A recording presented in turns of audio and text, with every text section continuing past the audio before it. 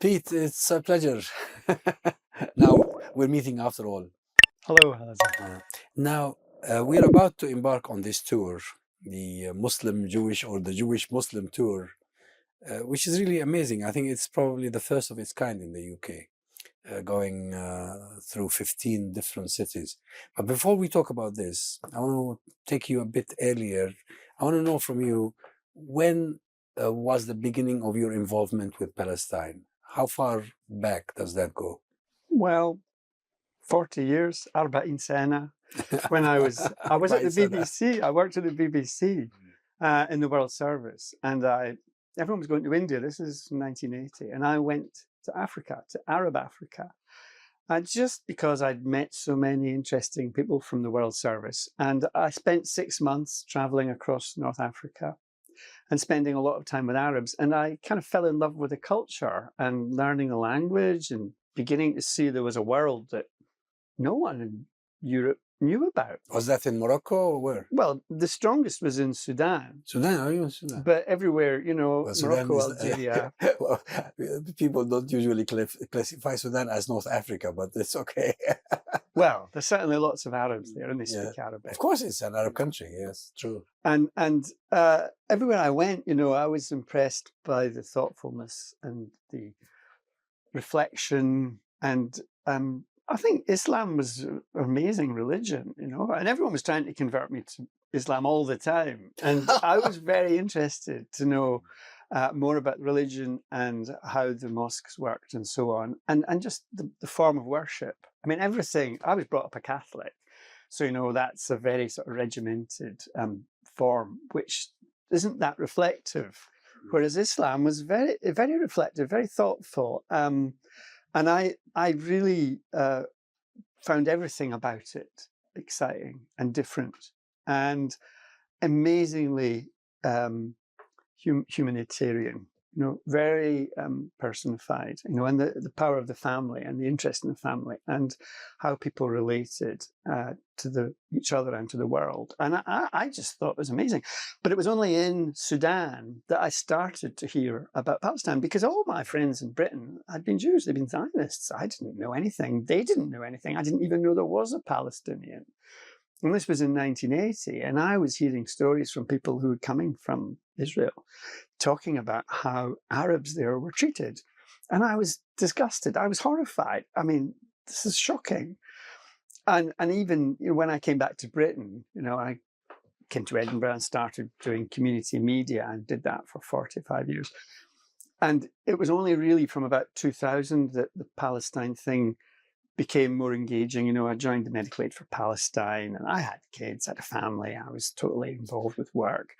But it really kicked off for me in a big way, because I'd also been in the Labour Party for 40 years, very passionate activist. And we're talking here about the years, the post-Intifada years. Yeah. When Palestine really came to the fore here in the West. The Intifada was the things that really put Palestine on the map. Suddenly, you realised there was a huge population that were angry and that had been maltreated. And this really brought it into the world consciousness. And then the bombing of Gaza in 2014, that was shameful and shocking. And at that point, people were really becoming disgusted with what was happening. 2018, the Great March of Return, I mean, that was such a radicalizing thing. These people in Gaza, they were walking up to the fence to want to go back to their homes and being executed.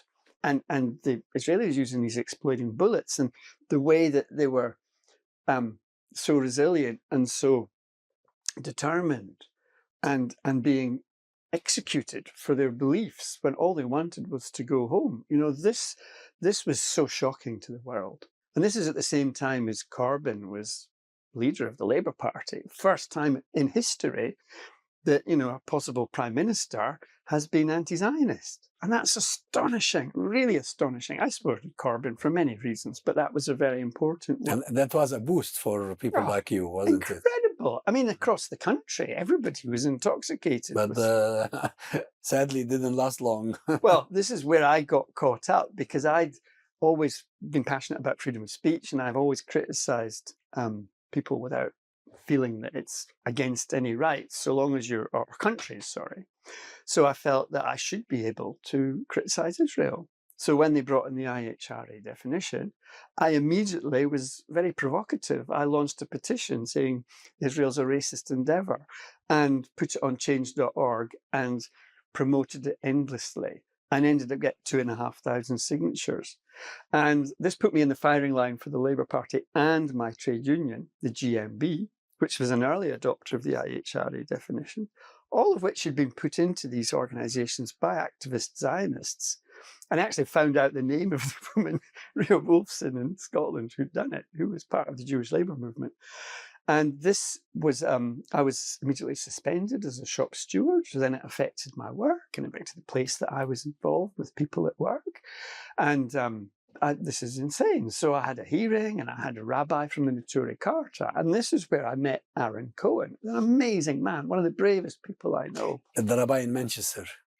Yeah, Rochdale. Yeah. Incredible. I mean, after 2014, his car was burned out because he spoke for Palestine at a big rally. I mean, this man, very brave. These people are incredibly... I mean, I take small risks. These people take massive risks. Actually, it's their life. They live it. I am utterly, utterly enchanted by them. I mean, okay, they're very orthodox, they're very strict, but their views and their understanding is profound.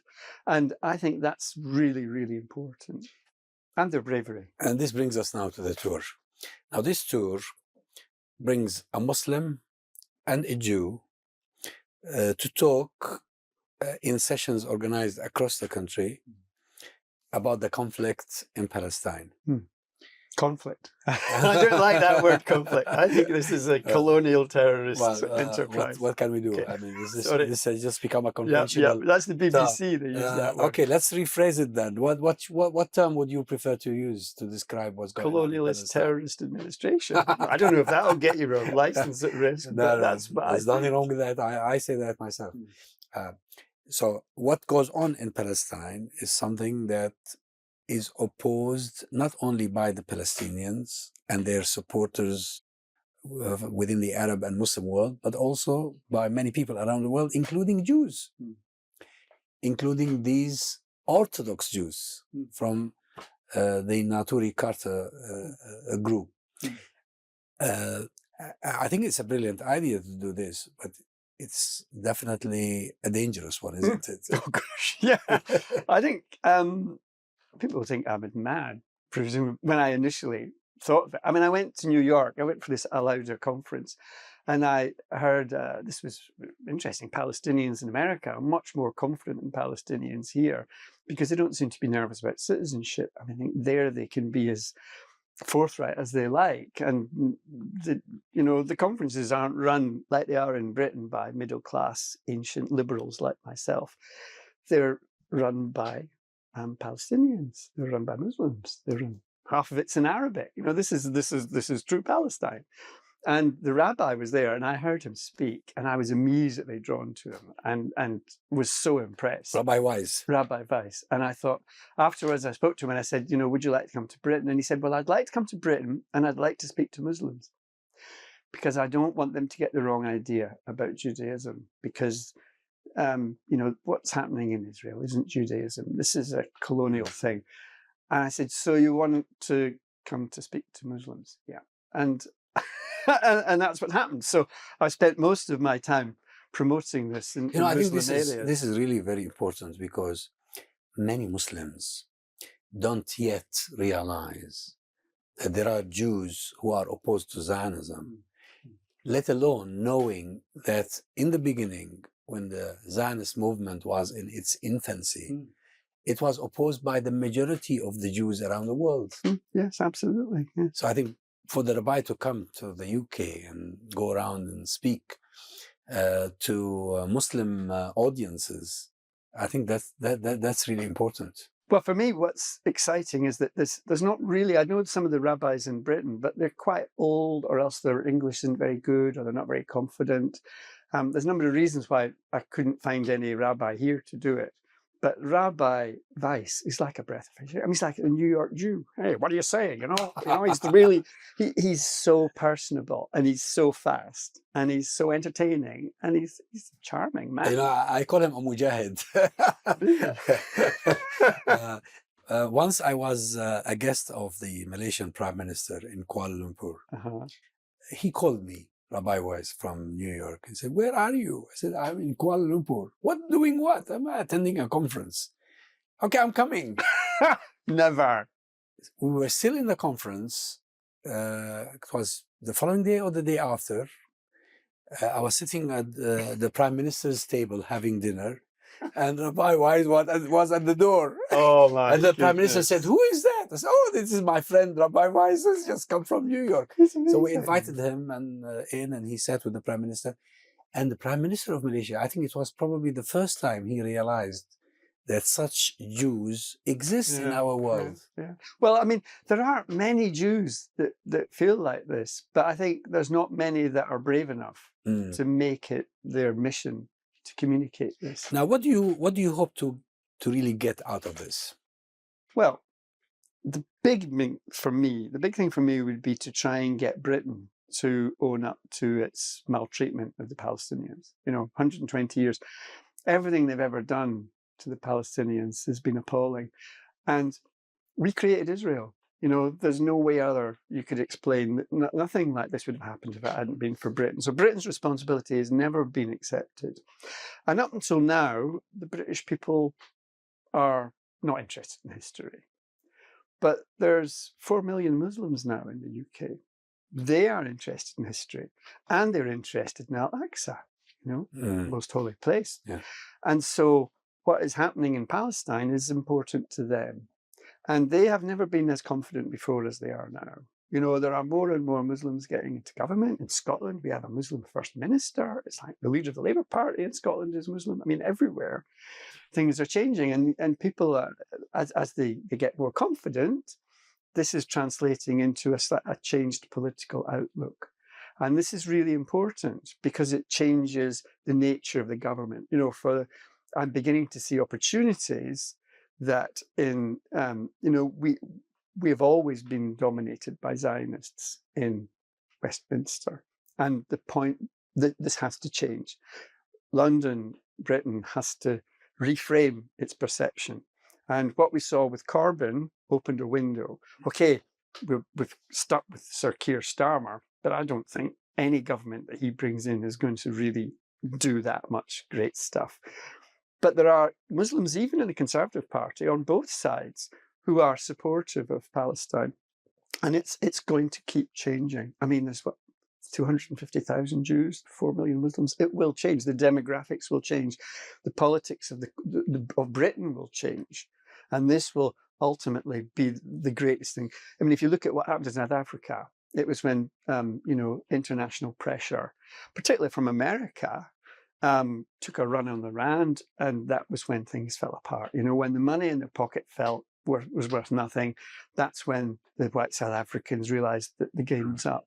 And that would have to happen too in Israel. When Israeli people feel their shekels disappearing, that's when they will start addressing and change. we hear stories of a change of trend among Jewish communities around the world. They're not really as wholly supportive of Israel as they used to be, well, or as they were perceived to be. Well, I think that what's happening in Israel now with the sort of settler type getting into government, people are seeing an unpleasant side. A lot of Jews thought, "Oh, Israel, great democracy." They're seeing that taken away from them, and they're saying, "Well, what are we fighting for? We don't want some fascists in Tel Aviv undermining, our Jewish creation." So there's it's kind of eating itself in a way, and this is interesting because also in America you get more and more young Jews who are using social media. Social media has taken away the power of the big press. And now people get their stories on their phones. True. I mean, my children never, ever watch BBC. Everything's on their phone. So they're getting information in ways and in places that can't be controlled by Zionists. Now, this project must have angered some people. Yeah. UK Lawyers for Israel, they've been trying to get venues cancelled. 2 venues have cancelled. Luckily, I managed to replace one of them, but they're very nasty. The letters they send, very aggressive, using phrases like, "Oh, what you're going to," they write to the venues and they say, "Oh, you know, your charitable status could be at risk. You know, your." Although it is not right, by the way. I mean, Nothing's right. But these are lawyers. Yeah. So the lawyers They use intimidate letters people. Yeah. and to say, well, this could be illegal. And they did it to me last year when I was trying to get Edinburgh twinned with Gaza. And I went to the police and I handed myself in and said, "You must arrest me," to the police, the Scottish police. And they say, "Why?" And I said, "Because UK Lawyers for Israel say I'm a terrorist. I'm supporting Gaza." And the police said, "Don't be stupid. There's nothing wrong with supporting Gaza." So I was able to show the councillors and the newspapers that UK Lawyers for Israel were just full of empty wind. And it's only by facing them up and confronting them that you can begin. And so we managed to get a lawyer to do a lawyer's letter to the venues to try and calm them down, to say this is bullying behaviour, there's nothing illegal going on. But people are nervous, and I dread another email popping in saying we've decided to cancel the tour. And this tour is going to begin here in Edinburgh. Yes. And move southward. Yes. And then come back northward again. Yes. So it circuits the country and comes back to Glasgow at the end. It must have been very difficult to organize. I mean. Well, the main problem was getting the venues. I mean, people, and he wanted, the rabbi will not go to a Christian venue. Oh, he wouldn't. So all the Quaker meeting houses out. A lot of community centres, you know, supported by the church, out. Anything connected to the church, the rabbi wouldn't go to. He won't go into a building that's associated with the church. He will not enter. I think there's something. Is that religious? Is that something? Yeah, it's religious. But he'd go to a mosque. Oh, yeah, mosques. I think it's something to do with the Christian church, and the Christians persecuted the Jews through the Middle Ages. And it's kind of, you know, as an Orthodox Jew, you know, it's written into the rules that you don't go into a Christian venue. And for him, you know, he would be shredded if he did such a thing. Yes. Because he'd come under attack. Yeah. So he has to stick to his religion. But at the same time, Muslims who don't have this problem with the rabbi, and the rabbi doesn't have a problem with them, some of them are afraid of repercussions. Well, yeah, I think initially a lot of the mosques and so on that I went to were charmed by the idea because they see a lot of similarity between Islam and Judaism, you know, very monotheistic. They don't have all this nonsense with Father, Son and Holy Ghost and, you know, body and blood of Christ. All that nonsense. I mean, I grew up with it, but I actually do think it's nothing to do with God. And so they were taken and interested. But then they kind of saw it as an interfaith activity. And they, you know, because under Islam, Palestine was very kind to Jews, and this was a religion that was tolerant to other religions. There was no, and I think for most Muslims in this country, this is a great message because they get demonized all the time. So they say, "Oh, Islam's an Islamophobe. Islam's an intolerant, brutal, harsh." You know, they're all. Whatever happened with Islamic State is what has become the norm. They think this is what Muslims are like. But I'm saying, well, no, it's not actually. This isn't true, because if you look at what Islam has been for 1,000 years, just except a few people who are extremely angry and who have, you know, got hold of a bomb, most generally the Islamic faith is very supportive, and so this is the truism that has to be given out, and that's why it was important to do the tour, because it shows that under Islam, you know, Palestine was a great place. And I'm sure you know this better than I do. I mean, most of the violence attributed to Muslims or committed by Muslims is because of political reasons, not because of religious reasons. Well, I mean, when America invades your country, crisis that when America invades your country and kills 1 million people, you're going to be angry. I mean, they unleash forces. Particularly, a lot of these countries were created by the British colonialism. You know, they put the Sunnis and the Shias and the Kurds into one place and called it Iraq. And, you know, the only way you could hold it together was through Saddam Hussein, because you end up with sort of dictatorial regimes because they actually force people to work, and it's secular, so people do communicate. But you take all that away and things disintegrate. And certainly when you throw money and weapons into it like the Americans did, it's a recipe for disaster. So we've created these terrorists, the British and the Americans. On the question of money, who is funding this? Oh, Edinburgh Council. Really? Well, that's what I say. You see, look at this wrist. Can you all see this wrist? Can you see this wrist? It's got a metal plate that goes from here to here. So this was on Edinburgh trams. I had an accident on Edinburgh trams, and the council, after 10 years, gave me compensation. It took a long time. There's been about...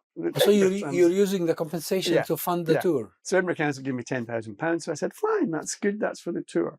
So I say it's a council-funded tour. And I put this on the Facebook page. And the Friends of Israel, they were all over my Facebook page. They immediately got the council, why are you funding a rabbi and a Muslim on tour? And then the council come to me and say, what's going on? Why are we funding you? And I said, well, you broke my wrist. Oh. Why not? It's the best way to spend the money. Now, regrettably, as I heard from you earlier, I mean, before we met today, some pro-Palestine groups didn't want to join in. Oh, gosh, yes.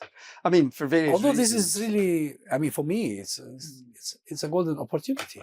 Well, this is a problem. Even Jewish Voice for Labour, I know some of the people there, and I talked to them several years ago about Notori Carter, and they said, we spent all our lives trying to get away from these guys. They hate the fact that they're Orthodox Jews. That is their problem. And also people like Tony Greenstein has attacked them for going to Iran, which was ridiculous. I mean, just because there was other people in the platform from the Ku Klux Klan, that doesn't mean anything, because what Rabbi Weiss and Rabbi Cohen were saying was utterly true. You know, it was a review of the Holocaust and how Israel weaponizes the Holocaust and uses it to dominate the Palestinians. It's not about denying the Holocaust. No, it's not about denying it at all.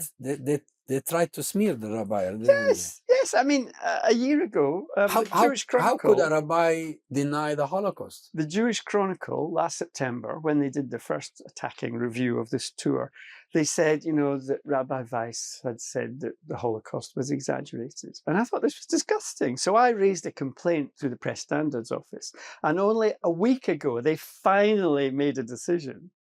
Rabbi Weiss's grandparents were gassed at Auschwitz. How can you say this about someone who suffered because of the Holocaust? How can you use that slur? And for the first time ever, the Press Standards Office agreed with me. And they said, this is outrageous. The Jewish Chronicle must apologise, and they must apologise publicly. And they did. Well, they haven't published it yet, but they should do on Monday. One hopes. Inshallah. Inshallah. Well, they will. They've been told to. And this is a significant victory, because it shows that, you know, people will do anything to attack the speakers on the tour. They'll do anything to attack anyone that criticizes Israel, including this nonsense about Holocaust exaggeration. And I think it's been proven. And the thing they hate most about the rabbi coming is he's anti-Zionist. So this is difficult because they want to call it anti-Semitism, but, you know, he's a rabbi. So how does it work? You know, it confuses the Well, usually what they call them self-hating Jew, rather, because they cannot call them anti-Semites. And it's just because they're telling the truth. But that phrase was kind of hip about 4 years ago, but it's lost its currency. I mean, what's interesting, I think, and I spend a lot of time with the media trying to get them to cover stories, they're all terrified of talking about Palestine, because this whole anti-Zionism, anti-Semitism thing is being conflated so much that journalists all know what's going on. I mean, they saw what happened to Corbyn. BBC journalists in Glasgow, they say they can't cover stories on Palestine because when they do, the phone goes off the hook. The Israeli embassy coordinate thousands of Zionists across the UK to phone this number at that time. And at that point, the journalist knows their career is going down the Swanee. So this is significant, the lobbying tactics that they use. They're creating to silence the media. They're trying to create a reign of terror. They do.